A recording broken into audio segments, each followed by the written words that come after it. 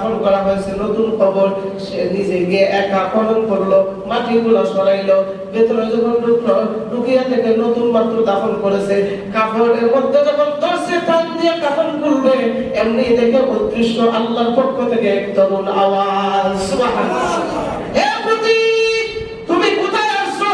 কবরের মধ্যে আবার আসছো তুমি কাফন চুরি করার জন্য, অথচ তুমি কি জানো এই হাতেম আসিম রাহমাতুল্লাহি আলাইহি এই মজলিসে বসার কারণে, দ্বীনি মজলিসে বসার কারণে হাতেম আসিমের উসিলায় তোমার জিন্দেগীর সমস্ত গুনাহগুলো আমি ক্ষমা করে দিয়েছি, সুবহানাল্লাহ।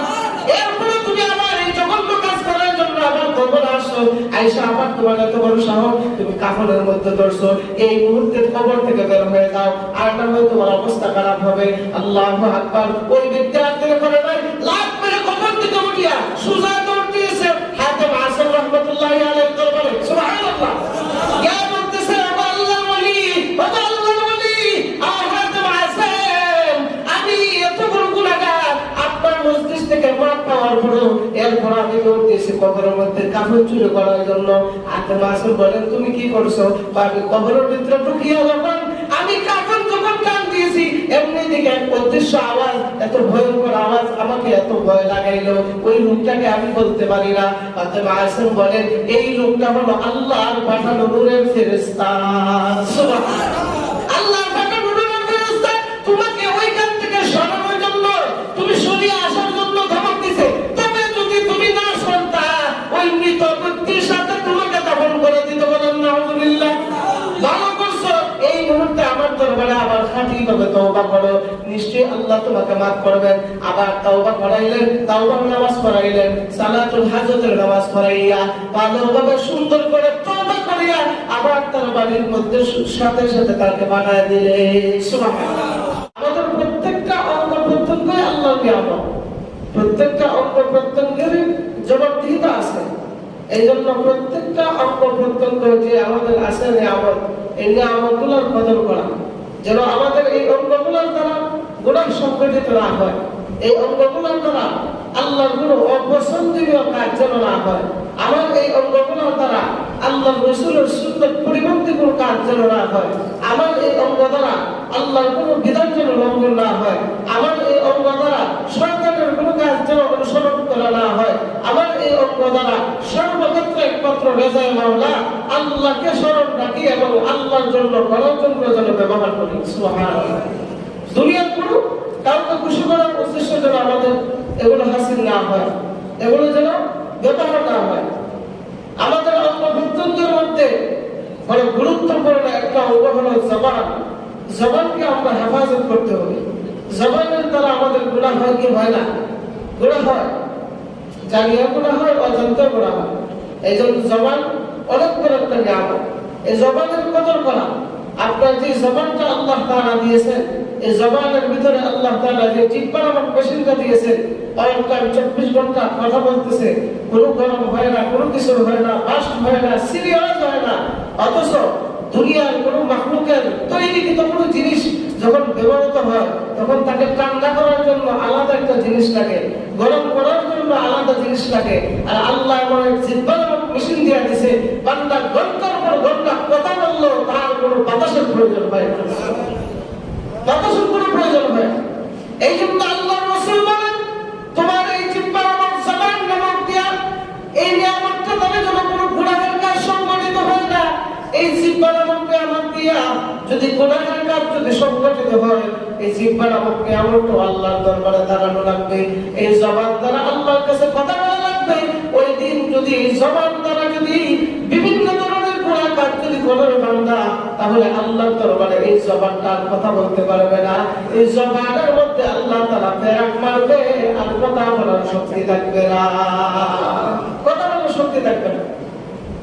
এই জন্য আল্লাহর রাসূল বলেন, জবানের দ্বারা তিনটা গুনাহ কাজ হয়, এই গুনাহ কাজ থেকে তোমরা বিরত থাকো। যেমন জবানের দ্বারা মিথ্যা কথা বলা হয়, যেটাকে কবিরা গুনাহ বলা হয়। গুনাহের মধ্যে সবচেয়ে বড় গুনাহ হলো আকবারুল কাবায়ের, যাকে কবিরা গুনাহ বলে সম্বন্ধ করা হয়। যে কবিরা গুনাহ কোন বান্দা যদি তওবা না করে, তওবা না করা ব্যতীত আল্লাহ আল্লাহ তাআলা এই গুনাহকে আল্লাহ তাআলা ক্ষমা করেন না। এই জন্য জবানের দ্বারা যদি কোনো বান্দা মিথ্যা কথা বলে, আকবারুল কাবাইর, সমস্ত বড় গুনাহ করলো, কবিরা গুনাহ করলো, আর কবিরা গুনাহ করার কারণে আল্লাহ তাআলা জাহান্নামের মালিক হয়ে যাবে, বলেন নাউযুবিল্লাহ। এই জন্য আমরা মিথ্যা কথা কি বলবো না বলবো না? বলবো না। জবানের হেফাজত করা লাগবে। আল্লাহ রাসূল বলেন তিন ধরনের গুনাহ থেকে তোমার জিহ্বাটাকে হেফাজত করো। নাম্বার 1, আকবারুল কাবাইর, কবিরা গুনাহ, মিথ্যা কথা বলা থেকে তোমার জবানটাকে হেফাজত করো। যদি মিথ্যা কথা থেকে যদি জবানটাকে হেফাজত করতে পারো রে বান্দা, এই জবানটাকে আমি আল্লাহ মুস্তাজাব দাওয়া বানায় দেব। যে সময় যে হালতে বলি এই জবান দ্বারা আমি আল্লাহকে ডাক দেব, আমি আল্লাহর সাথে সাথে তোমার ডাকে সাড়া দেব। সুবহানাল্লাহ। এই জবানের দাম অনেক বেশি। এই জন্য এই জিহ্বার মধ্যে আমাদের মিথ্যা কথা বলা যাবে না। আল্লাহ রাসূল বলে কেউ যদি অন্তর যদি মিথ্যা কথা বলে, মিথ্যার উপর যদি সংগঠিত হয়, মিথ্যার উপর যদি অটল থাকে, আল্লাহ রাসূল বলেন মুসাইলামাতুল কাজ্জাবের সাথে তার হাসর নাসর হবে, বলেন নাউযুবিল্লাহ। মুসাইলামাতুল কাজ্জাব সে বড় মিথ্যা নবী দাবিদার জঘন্য একজন ব্যক্তি। যদি কেউ সদা সর্বদা মিথ্যা কথা বলে, আল্লাহ তাআলা ওই মিথ্যা নবীর সঙ্গে তার হাসর নাসর করাবে, বলেন নাউযুবিল্লাহ। এই জন্য আমরা কি মিথ্যা কথা বলবো? আরো জোরে বলেন। তাহলে জবানের তিনটা গুণের মধ্যে একটা নাম কি? মিথ্যা কথা বলা। একটা নাম কি? মিথ্যা কথা বলা। নাম্বার 2, যদি এই জবানের দ্বারা যদি 2 নম্বর গুণটা হলো, যদি কেউ গীবত শিকায়ত করে, কারো যদি গীবত করে, গীবত করার কারণে এই জবানের দ্বারা তার গুনাহের সংগঠিত হবে, বলেন নাউযুবিল্লাহ। গীবত শিকায়ত করতে পারবেন না, মিথ্যা কথা বলতে পারবেন না, এটা আপনার জবানের ক্ষতি। মিথ্যা কথা যদি বলেন, মিথ্যা তওবা যদি করেন, তাহলে এর জন্য আল্লাহর দরবারে হাসরের ময়দানে আপনার জবাবদিহিতা করা লাগবে। আল্লাহ রাসূল বলেন শুধু তাই নয়, যে ব্যক্তি অন্তত 24 ঘন্টা মিথ্যা কথা বললো, হাসরের ময়দানে আল্লাহ তাআলা আগুনের কেসি দ্বারা তার জিহ্বাটাকে কাইটা বানাইতে, বলেন নাউযুবিল্লাহ। তার জিহ্বাটাকে আগুনের কেসি দ্বারা কাটবে। এরপরে বলেন যদি কেউ মিথ্যা সংগঠিত করে, তার হাসর নাসর হবে জঘন্য ব্যক্তির সঙ্গে। এই জন্য মিথ্যার সংস্পর্শে থাকা যাবে না। মিথ্যাকে আমরা ছাড়তে হবে, মিথ্যা আমরা গ্রহণ করতে পারবো না। কারণ মিথ্যা মানুষকে পরাজিত করে আর সত্য মানুষকে বিজয়ী করে দেয়। সুবহানাল্লাহ। সত্য মানুষকে বিজয়ী করে দেয়। জগৎ বিখ্যাত আল্লাহর ওলি হযরত হাতিম আসিম রাহমাতুল্লাহি আলাইহি, হাতিম আসিম রাহমাতুল্লাহি আলাইহি অনেক বড় আল্লাহর ওলি ছিলেন, অনেক বড় একজন বুজুর্গ ছিলেন। তিনি একদিন মাহফিল করার উদ্দেশ্যে, জলসা করার উদ্দেশ্যে বলকের মধ্যে যায়। বলকের মধ্যে, এই গ্রামের মধ্যে যাওয়ার পরে বলকের একজন বাদশা ছিল, তার নাম হলো ইব্রাহিম ইবনে আদহাম রাহমাতুল্লাহি আলাইহি। উনার এলাকার মধ্যে গেছেন, গিয়া যখন মাহফিল সংগঠিত হলো, মাহফিলে বয়ান করার পর আখিরি মুনাজাতের মধ্যে যখন হাত তুললেন, আল্লাহর দরবারে দোয়া করতেছেন, হে আল্লাহ, আজকে যে জলসা সংগঠিত হয়েছে, এই জলসার মধ্যে যারা এই আয়োজন করেছে সবাইকে কবুল করে নাও। যারা আমরা এই জায়গার মধ্যে এসে হাজিরা দিলাম, সবার গুনাহকে আপনি মুহূর্তে ক্ষমা করে দেন। সুবহানাল্লাহ। এই মুহূর্তে আপনি ক্ষমা করে দেন। হযরত হাতিম আসিম রাহমাতুল্লাহি আলাইহি উনি যখন আল্লাহর দরবারে যখন এইভাবে ক্ষমা চাইলেন, ক্ষমা চাওয়ার পর কিন্তু ওই তার মজলিসের মধ্যে একজন সুর ছিল, নাব্বাস, অর্থাৎ কাফন সুর। কি সুর? কাফন সুর ছিল। সে মানুষ মারা যাওয়ার পরে কাফন চুরি করত। অতীতের যুগে এমন সুর আসিল ঠিকই, কারণ কাফন অত বেশি আসিল না, এই জন্য কাফন চুরি করে বাজারে বিক্রি করতো, বিক্রি করে এসে উপার্জন করতো, বলেন নাউযুবিল্লাহ। এই নাব্বাস কাফন চুরি ওই জায়গার মধ্যে উপস্থিত ছিল। হাতিম আসিম রাহমাতুল্লাহি আলাইহি হাত করেছেন আল্লাহর দরবারে, আল্লাহ, এই জায়গার মধ্যে যত ধরনের যত সমস্ত গুনাহগার হোক না কেন, আমি আপনার দরবারে তুললাম। আল্লাহ, আজকে মাহফিলকে উসরা করে সমস্ত গুনাহ আপনি মাফ করে দেন। আল্লাহু আকবার। আল্লাহ তাআলা সমস্ত মানুষের গুনাহগুলোকে মাফ করার ঘোষণা হাতিম আসিম রাহমাতুল্লাহি আলাইহির কানের মধ্যে দিয়ে দিয়েছে। সুবহানাল্লাহ। কিন্তু আশ্চর্যের বিষয় হলো, এই কাফন সুর এইভাবে তওবা করিয়া মাফ চাইয়া সে এই রাত্রে আমার কাছে কাফন চুরি করতে বলেন আমার কাছে কাফন চুরি করতে আদম আসব রাহমাতুল্লাহি আলাইহি তওবা থেকে তওবা করিয়া মাফ চাইয়া মাফ পাইয়া আবার যখন কাফন চুরি করার জন্য গেছে যে গুরুস্থানের দিকে রওনা করছে ওই গুরুস্থানের মধ্যে সবেমাত্র একজনকে দাফন করা হয়েছে নতুন কবর সে নিজে গিয়ে একা খনন করলো মাটিগুলো সরাইলো ভেতরে যখন ঢুকলো ঢুকিয়া থেকে নতুন মাত্র দাফন করেছে কাফনের মধ্যে যখন ধরছে টান দিয়ে কাফন খুলবে এমনি দেখে অদৃশ্য আল্লাহর পক্ষ থেকে এক তরুণ আওয়াজ সুবহানাল্লাহ হে প্রতি তুমি কোথায় আসছো কবরের মধ্যে আবার আসছো তুমি কাফন চুরি করার জন্য অথচ তুমি কি জানো এই হাতেম আসিম রাহমাতুল্লাহি আলাইহি এই মজলিসে বসার কারণে দ্বীনি মজলিসে বসার কারণে হাতেম আসিমের উসিলায় তোমার জিন্দেগীর সমস্ত গুনাহগুলো আমি ক্ষমা করে দিয়েছি সুবহানাল্লাহ এরপরে তুমি আবার এই জঘন্য কাজ করার জন্য আবার কবরে আসছো আয়েশা আবার তোমার এত বড় সাহস তুমি কাফনের মধ্যে ধরছো এই মুহূর্তে কবর থেকে বের হয়ে যাও আর না হয় তোমার অবস্থা খারাপ হবে আল্লাহু আকবার ওই ব্যক্তি আর দেরি করে নাই লাখ মেরে কবর থেকে উঠিয়া সুজা দৌড় দিয়েছে হাতেম আসিম রাহমাতুল্লাহি আলাইহি দরবারে সুবহানাল্লাহ কে বলতেছে আল্লাহর ওলি আল্লাহর ওলি হাতেম আসিম আমি এত বড় গুনাহগার আপনার মজলিস থেকে মাফ পাওয়ার পরে এরপর আমি দৌড় দিয়েছি কবরের মধ্যে কাফন চুরি করার জন্য হাতেম আসিম বলেন তুমি কি করছো আমি কবরের ভিতরে ঢুকিয়া যখন আমি কাফন যখন টান দিয়েছি এমনি দিকে এক অদৃশ্য আওয়াজ এত ভয়ঙ্কর আওয়াজ আমাকে এত ভয় লাগাইলো ওই লোকটাকে আমি বলতে পারি না হাতেম আসিম বলেন এই লোকটা হলো আল্লাহর পাঠানো নূরের ফেরেশতা সুবহানাল্লাহ আল্লাহর পাঠানো নূরের ফেরেশতা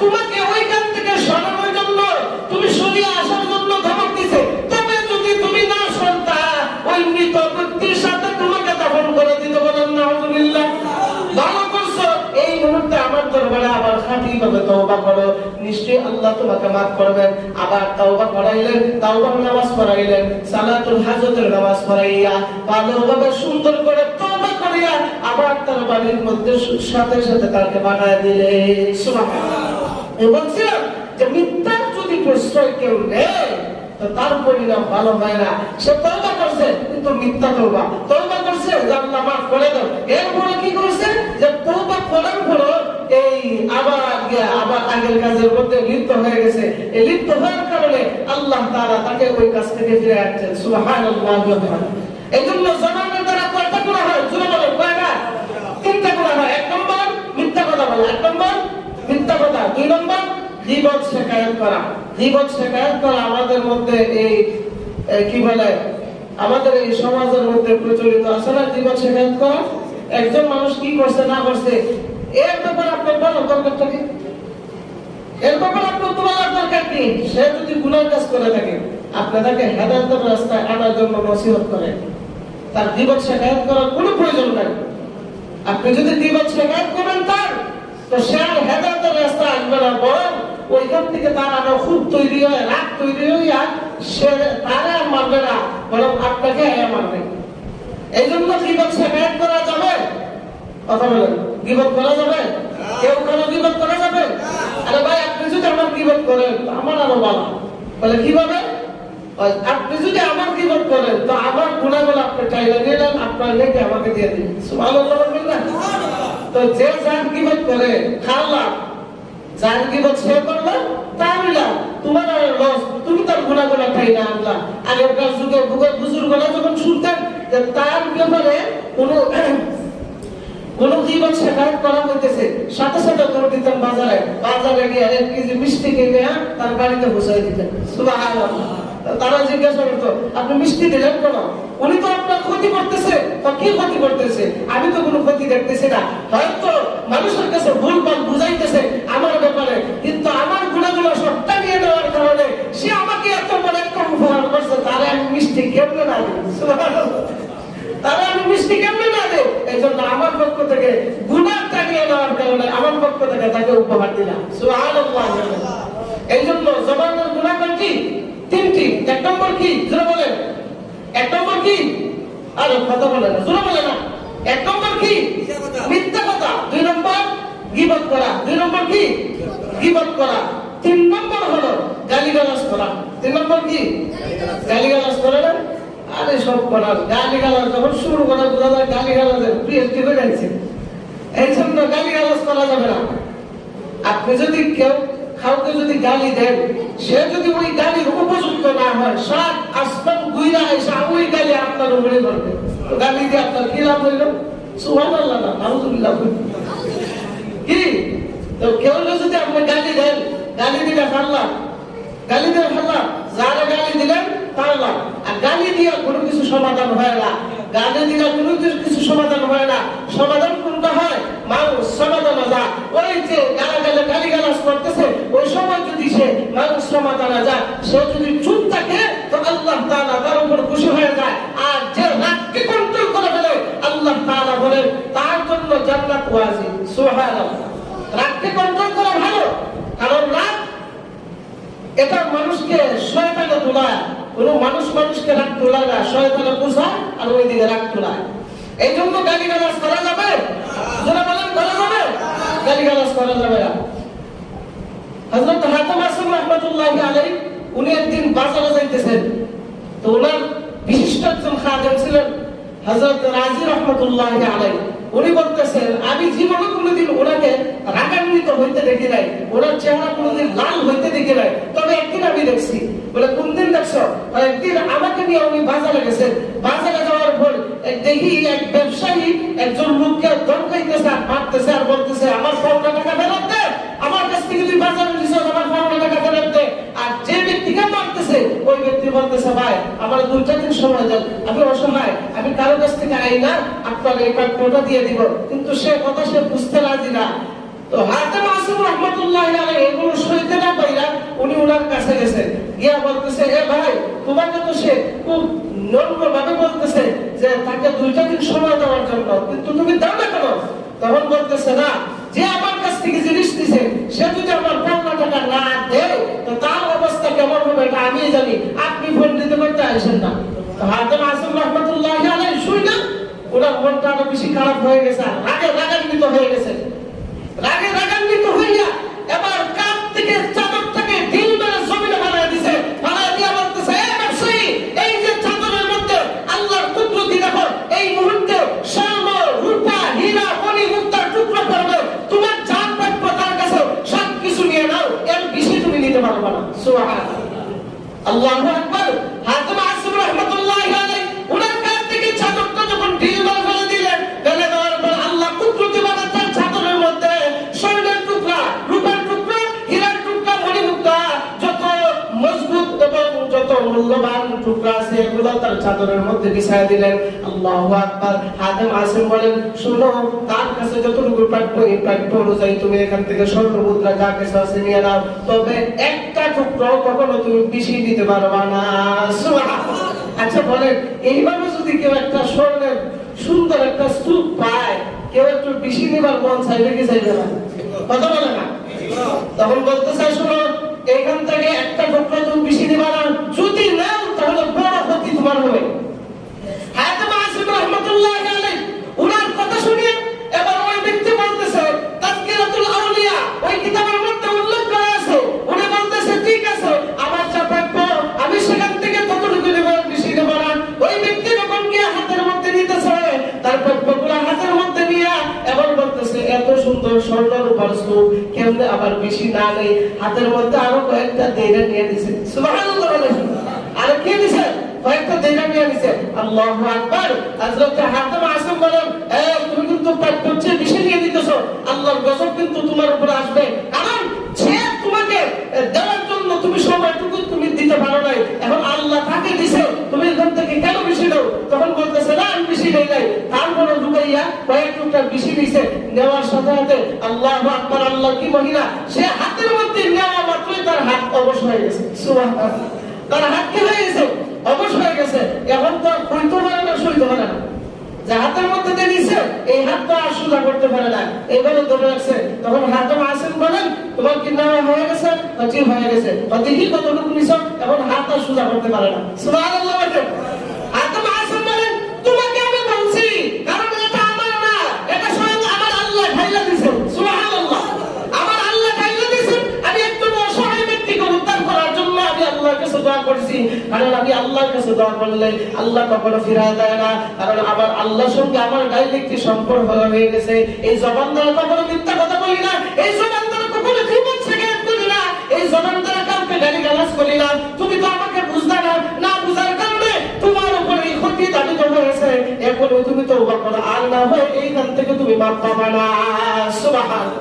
এই জন্য গালিগালাজ করা যাবে, কি করা যাবে না? গালিগালাজ জবানের দ্বারা কয়টা গুনাহ হয়? জবানের কয়টা? এক নম্বর মিথ্যা, এক নম্বর কি? মিথ্যা কথা বললে, দুই নম্বর গীবত শিকায়ত করলে, তিন নম্বর গালিগালাজ করলে। আবার এই জবানের দ্বারা তিনটা নেক কাজ করা হয়। তিনটা কি করা হয়?